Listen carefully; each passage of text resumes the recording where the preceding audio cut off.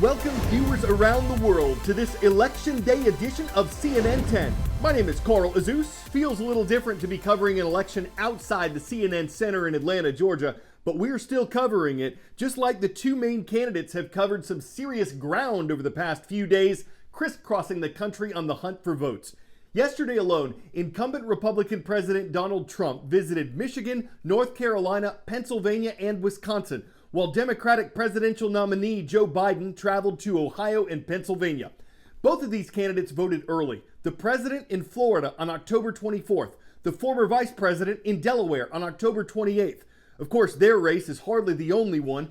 35 of 100 U.S. Senate seats are up for election this year. All 435 voting seats in the House of Representatives are up for election.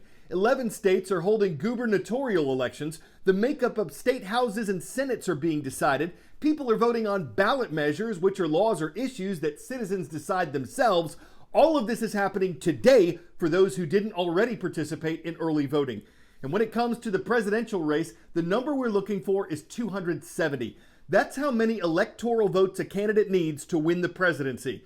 Each state gets a different number of these based on its population. And while predicting how this puzzle will fit together to make 270 is not an exact science, political analysts and you can tinker with the possibilities on CNN's interactive electoral map.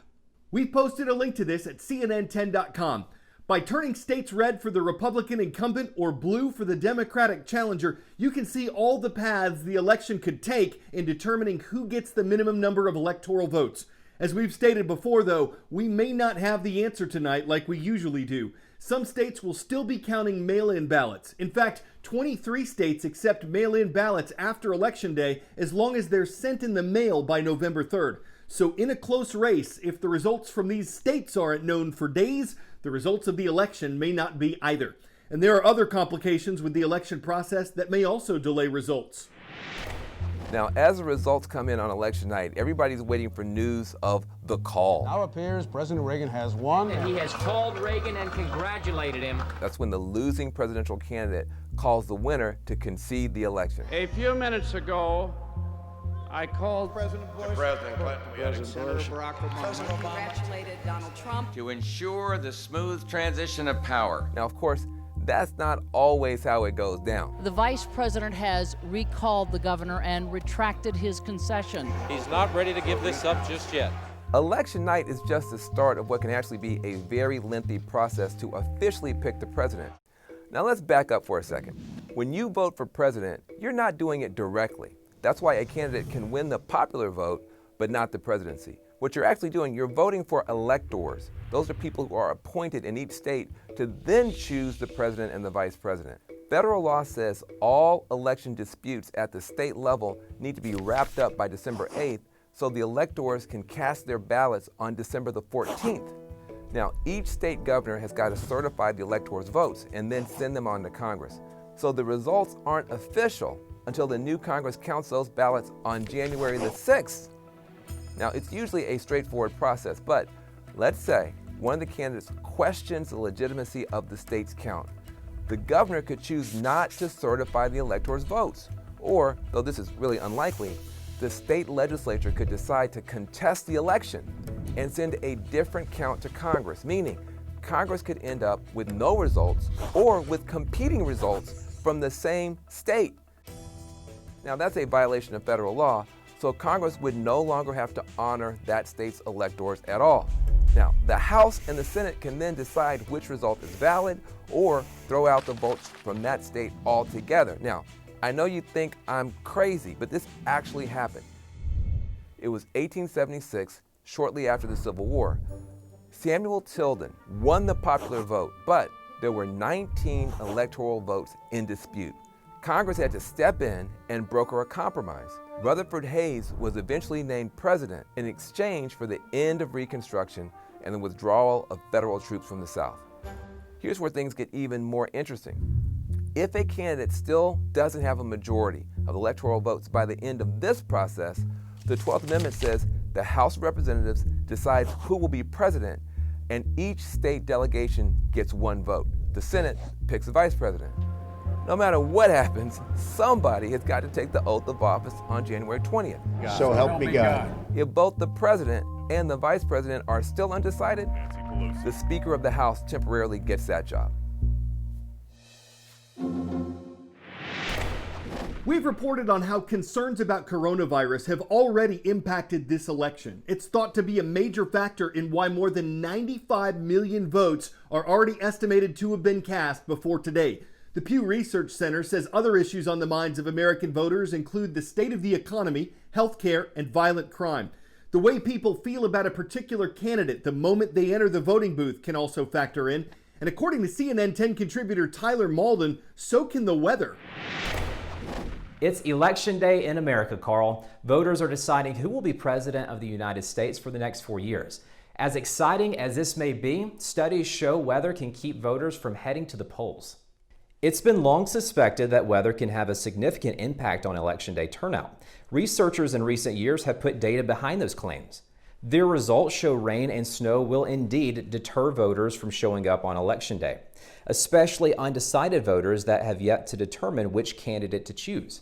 1 inch of snow, they say, can lower turnout by 0.5%, and 1 inch of rain can negatively impact turnout by 0.5%. For those voting today, if that's you, a friend, or a family member, no worries. Today's forecast is about as tranquil as it comes.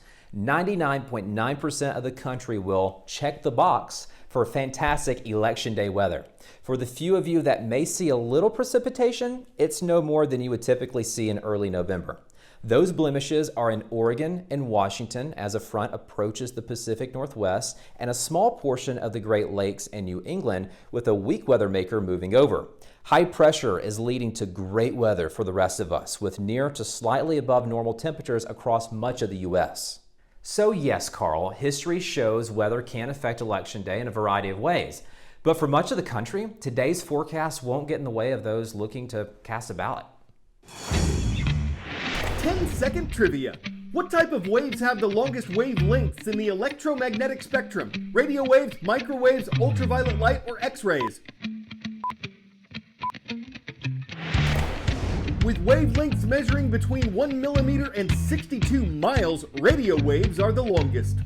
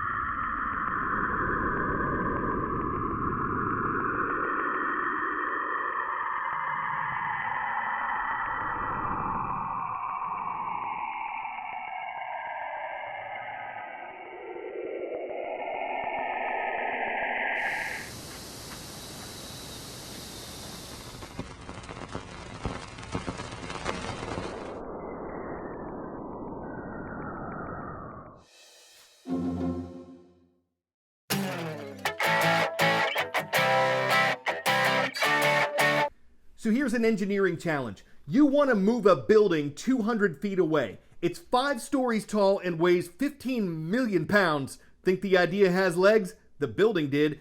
Engineers in Shanghai, China attached almost 200 mobile supports under this building. They acted like robot legs controlled by sensors, and they worked together to walk the 85-year-old schoolhouse almost a block away. The building's unusual shape prevented workers from pulling or sliding it. Once the plan was set in cornerstone, it seemed pretty concrete when they took it step by step, because they couldn't go brick by brick. It was a feat for robotic feet, a victory for masonry, and they did it without losing a chip off the old block. I'm Carl Azus for CNN 10. Today's shout-out salutes Freedom. That's Freedom Prep Academy. It's a school in Provo, Utah, where folks there are subscribing and leaving a comment on our YouTube channel. We'll see y'all tomorrow.